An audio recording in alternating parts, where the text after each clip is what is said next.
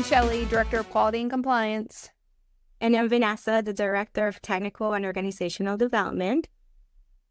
And we're not the Smiley twins. Not the Smiley twins. No, we don't look like twins. We do not look like Carla and Mary, but we are here today to really cover ways to help avoid burnout. So I think that's something that everybody struggles with. I know at times I struggle with that, but coming at it from our experience to give you hopefully some tips around time management to help keep burnout to a minimum. So we've got 9 tips we're going to go over today. Isn't that right, Vanessa?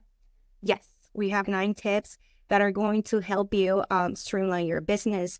It is so important to have a hold of time management, especially when you're a small business owner, to help you streamline your processes. You are one show man, so you need all the time you can get to make sure that you get all the things that you need to get done. All right, well, we are going to dive right in. So first tip we have is called the 2-minute rule. So Vanessa, tell me a little bit about what that is. So the 2-minute rule talks about that if a task takes 2 minutes or less, complete it immediately. Like, don't procrastinate. That helps prevent minor tasks from piling up and keeps your workflow smooth. Oh, that's a great one. So something I can think of right away would be like, and this is the compliance part of me, it's like finishing your charting. If you have time to finish it and it takes less than 2 minutes, go ahead and wrap up your note. You do your invoice right away. Don't wait to do it later that night. Like, let's just wrap it all up at once and then you're done. Yeah, another example I can think of is, for example, if a client follow-up or response to a quick inquiry can be done in 2 minutes or less, just handle it. If it's a quick text message or a Facebook message or a comment, something quick that is not going to take time, a lot of time out of your day, just do it, because it just kind of helps prevent small but important client communications from building up and keeps client engaged and informed. Yeah, that's a really good one, because I know sometimes I'm like, I'll get a text or a message on my phone and I'm like, oh, I'll deal with that later. And then like 3 or 4 days later, I see that text message and realize I've never responded to it. So if you can do it in the moment, knock it out. And then that's just less like mental energy you have thinking about like all the things that I haven't done. And they like, I know if you're like me, that kind of piles up and I can feel it weighing on my shoulders. So that's a good one. I'm going to try to incorporate that one more. It's like, I'm not going to put it off. I'm just going to go ahead and do it right now. Just do it, like Nike. Yes. Yes. Similar to 2-minute rule, the next one we have is the 5-second rule. So this is one that's super helpful for me. I have what's known as like task paralysis or overwhelm freeze, where I have so much going on, I don't even know where to start. So the 5-second rule is literally just count down from 5 to 1 and force yourself to do it. Just say to yourself, 5, 4, 3, 2, 1. Okay, I'm going to do it. Just going to start. Even though I feel completely overwhelmed, I'm just going to start. So I think that's a really good one too. Yes, this 5-second rule is not to be confused with the 5-second rule if you drop food on the floor and you got 5 seconds to pick it up. No, this is more like just kind of like launching yourself off like a rocket. Okay, 5, 4, like just do it. So an example I can think of is like if you are hesitant to start a task, like sending out a batch of client follow-ups or preparing your workspace, again, just count down 5 to 1 to begin. And this trick is just going to help you overcome procrastination and just going to launch you into getting things done. Yeah. And it sounds so like, some of these sound so almost like corny a little bit, but honestly, it works. It's really one of those things that I'm like, okay, I'm going to give myself 5 seconds. I prepared myself. Start something. Because if I just sit there in that like freeze of being overwhelmed, I don't get anything done. And then B, I just feel more and more overwhelmed. So I'm like, I just got to start with something. Yeah. That's a good one. Awesome. The next one we have is the do not do list. So basically you need to identify tasks or activities that are not essential or that can be delegated and stop doing them. So think about things that are like, always ask you, is this a priority? Is this something that I need to be doing right now? Yeah, I'm like, if you're like me, sometimes I don't work well if I don't feel like my workspace is clean and neat and everything's in its place. So if you have that type A personality, you may think like, I really need to organize my supplies. And if that helps you focus, that's something you should do, but not at the expense of your big goals that you know are going to drive revenue. So don't spend your entire day organizing your supplies and not reaching out to clients or addressing your AR leads. So it's just kind of think about it. Is this helping me reach my goal? And if it's not, and you're not required to do it, and it's not essential for what you're trying to do, think, do I really need to do this? And then that can help kind of set the framework of, okay, maybe there's some things I'm doing that I don't need to do. And if I can eliminate those, that'll help manage my burnout. Also think about what are certain things that can be automated or delegated to somebody else. So think about like if you are manually sending emails, maybe look into MailChimp and see how you can set up automated emails, an email campaign, things like that. Think about how you can either automate your processes, or if you're already working with somebody else, or you can maybe hire a VA, a virtual assistant, that you can kind of like delegate certain tasks to. That is going to help you kind of like be very protective of your prime time. So for me, my prime time is from 7 a.m. to about 2 p.m. That is where I take care of my most important tasks, because I know that that is when my brain is like good to go. After 2 p.m., all those little tasks that I don't find it to be super important, that's when I get those done, or look into ways of like, again, either delegating or automating, or basically looking into see how I can just eliminate. Yeah, and I'm going to take a pause here to put in a plug for our Patreon. If you're not on that, check that out. And Vanessa said about using MailChimp, she's got a whole series out there on things you can do to set up MailChimp and make that more efficient. Vanessa is definitely our process improvement efficiency whiz here at Smiley. So she has all kinds of great tips and tricks to make your life easier and let technology work for you, not against you. So check out our Patreon. That's right. Work smarter, not harder. Yes.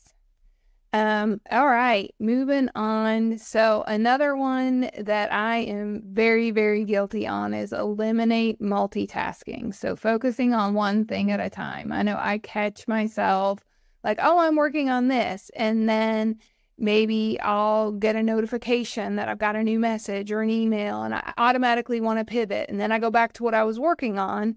And it takes me a little bit of time to get right back in. So trying to just eliminate multitasking overall where you can. I know, especially being an injector who's trying to build your business, multitasking, there is definitely an element to that in balancing this side hustle with your full-time job.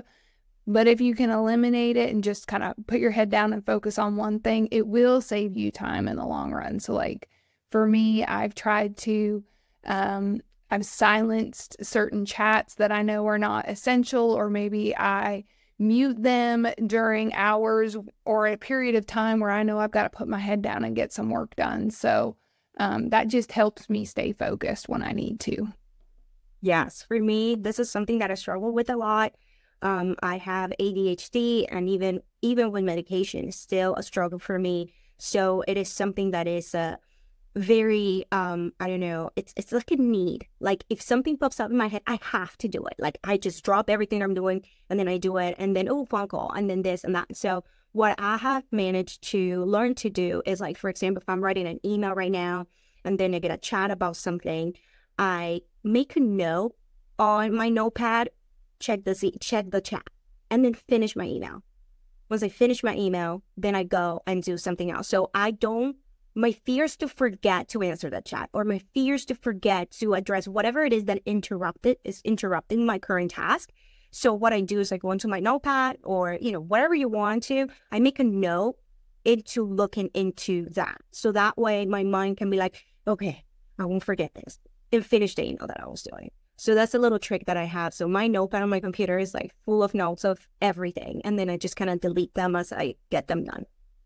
Oh, yeah, and I'm showing my age. I'm holding it up right now. I actually have an actual notepad that I read. That one is yeah. But I'm the same way. As I've gotten older, my memory is not what it used to be. And I think I'm going to remember things and I don't. So if I don't have it written down or set a reminder, but that is something that also allows me to not multitask. It's like if I have a reminder that's going to pop up on my calendar or on my notepad, things that I, need to remember to do. I've even been guilty of like emailing myself if I'm not in a place where I can either write it down or at my computer so that it's going to go to my inbox and I'm not going to forget. So yeah, but we can talk about memory challenges is probably a topic for another podcast. Yeah. Yeah. So kind of related to multitasking, there's something called the Pomodoro technique. So tell us a little bit about what that is, Vanessa. So basically you want to set up a timer for 25 minutes and focus on one task. After the timer rings, you take a 5-minute break, and then you will repeat this cycle 4 times to take a longer break of 20 to 30 minutes.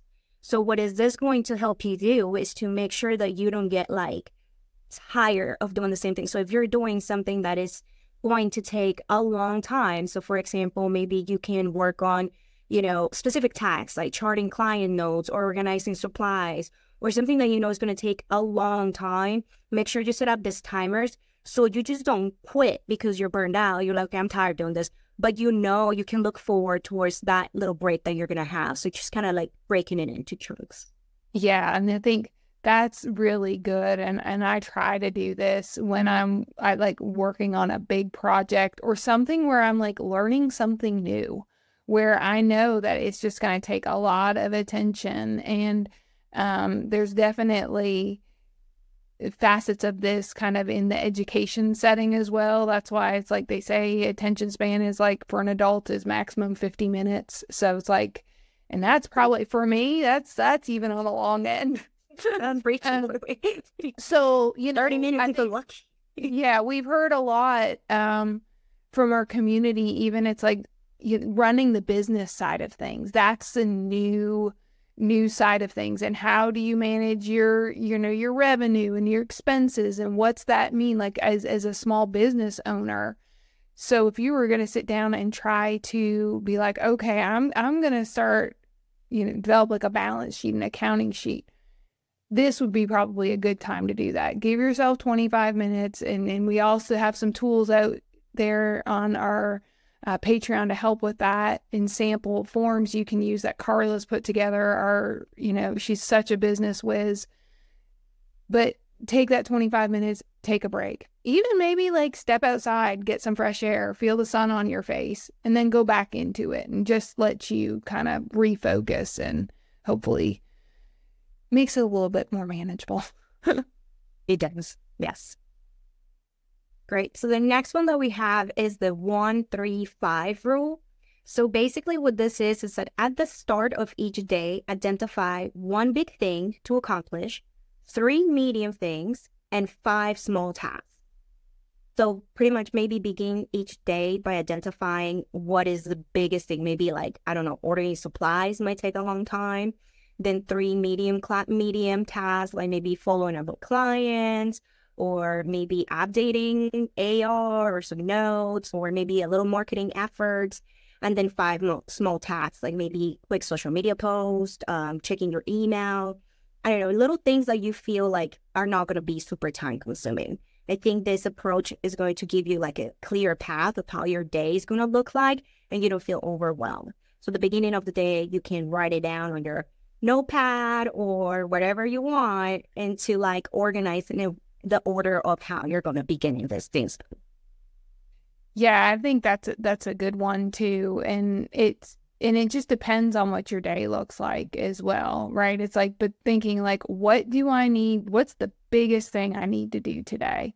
And this kind of goes back to another one that we talked about in the do not do list, like setting your priorities. Kind of that one big thing is probably your high priority items, and then you can kind of go from there. So this used in conjunction with some of the other tips, it will help you kind of help set priorities, make sure they're aligned to your goals, all of those things. And again, this is to try to help prevent burnout. So if you try one of these techniques and you're like, this is making me feel overwhelmed or this is stressful, this is not the technique for you. So you don't have to do all of them. And on different days, different techniques may work better for you. But if it's making your life harder, you feel free, just abandon it and try another one. Because different things work for different people. And also think about how you can apply this to your personal life as well. So for example, this one specifically, the 1-3-5 rule, I apply it not entirely, but to my personal life. Like my number one non-negotiable is to read at night to my children. Like that is something, even though it's not in order, that is the one thing that is non-negotiable in my day. So that's something that it is happening. And then the 3 medium things is maybe exercise, eat a vegetable, and go out in the sun. And then the 5 little things, you know, I don't do 5, I mean like 3 or 2 little things, like little pleasures of mine, like maybe watching an episode of a show I like, or, you know, maybe playing some board game with my kids or something. So you can also use these rules for your personal life as well. And it, you know, work and personal life also helps to avoid burnout. Yeah, absolutely. That's good. Good advice. We are coming into the home stretch. So if anyone's like, these are all the tips I can need, we're almost there. And my favorite one's coming up. So hang on. It's not next, but it's soon. So the 80-20 rule is another technique. And really that's based on the premise that 20% of the effort you put in gives you 80% of the results. So really, like, you want to focus on that 20% of your effort. So think about it, I would say probably like client engagement, retention. Like if you focus just for 20% of your time on building meaningful relationships with your clients or trying to generate new leads, that would give you that 80% to help grow your business. So we know word of mouth is so important. So this is just one of those things, again, with goal setting. It's like, if I put the smallest amount of effort and get the maximum amount of reward? So what is that thing for you? And that's probably going to help drive in the 1-3-5 technique. What's that one big thing you need to focus on? So if you know where your 20% of efforts lead to the most results, that's your one big thing. I agree. I mean, yes, you said it. And in a way, all of this rules kind of like complement each other. So you don't have to do them all, but you can combine them. And I do think that the 3-5 rule and this one kind of work really well together to help you identify what is that one non-negotiable big thing that you need to do so you can focus that 20% of your time on it. Yeah, absolutely. The next one's my favorite. Go ahead. I think that's what you need. It's eat the frog. Yeah. Which really means do the hardest thing first. First thing, eat the frog. Do the thing you're dreading the most first, and then guess what? You have it out of the way. That it helps me with what I call that like workload paralysis, where I have so much going on. I just like almost freeze and be like, I don't know where to start. Do the hardest thing first. You get it out of the way and you're like, whew, I don't have to dread it for the rest of the day. And so for some people that may be like, if you aren't necessarily, a lot of times in healthcare, we say it's like, if you worked in a hospital, the patients come to you, you don't have to go get them. So if it's like trying to like get new clients, if that's the thing that you're like, oh, I struggle with it, it's not comfortable for me, do that first. And then you got it out of the way and you can move on to the fun stuff or the things you dread less. Yeah, I think maybe something like maybe accounting. A lot of people are not very comfortable with that. So maybe taking the time to balancing your accounts, or maybe watching some videos about basic accounting, researching the knowledge portal where we have all the business section that talks about business management, accounting, all that stuff that is just not fun to do, but you know you have to do it. So I would think that would be a clear example of eating the frog. Just really taking the time to do the things that are not fun, but that you know that you have to do. Yeah, that's a good one. It ties into kind of those efforts that lead to the biggest impact as well. So kind of what you're saying before, they all kind of tie into each other. Yeah, or like if you're going to the gym and it's leg day, just do it. Just do the legs and just get it out of the way, and then do the rest of the exercise. That was me this morning. I woke up and I was like, it's nice and cool out. I'd like to just stay home and not go to the gym, but I went to the gym. And then it's over. And it's over and you're done with that. With my children, I was like, just eat the vegetables first. Just do it. Just eat the vegetable, swallow it, and then enjoy the rest of the meal. And then you don't have to worry about it. So we're not sitting here for hours for you to get your vegetables. Just eat it. Exactly. That's why we have dessert at the end of the meal. There. Okay, all right. I think I got one more, right? Yeah. So the last one is called break task into pieces. So basically this one talks about how you will feel less overwhelmed and more motivated to tackle each part of the task. So it kind of also reminds me of the 1-3-5 rule and the 5-second rule too, just to kind of see how you can, not the 5-second rule, I'm sorry. I meant to say the Pomodoro technique, just kind of like break into pieces how you want to like have your day. So I think that's super helpful. Yeah, or like if you were planning an event or like a pop-up that required a lot of moving pieces, this is where you're like, okay, this is how I'm going to communicate it on social media. And then I also, a separate part of it is like, what supplies am I going to need? And maybe a third part of it is like personal life. I got to make sure that the dog is walked or my kids are picked up from practice or whatever it might be, like kind of putting it into sections and buckets.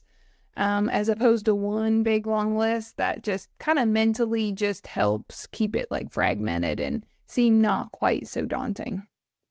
Yes. So if you think about an event, you have to do the outline, send invitations, prepare materials.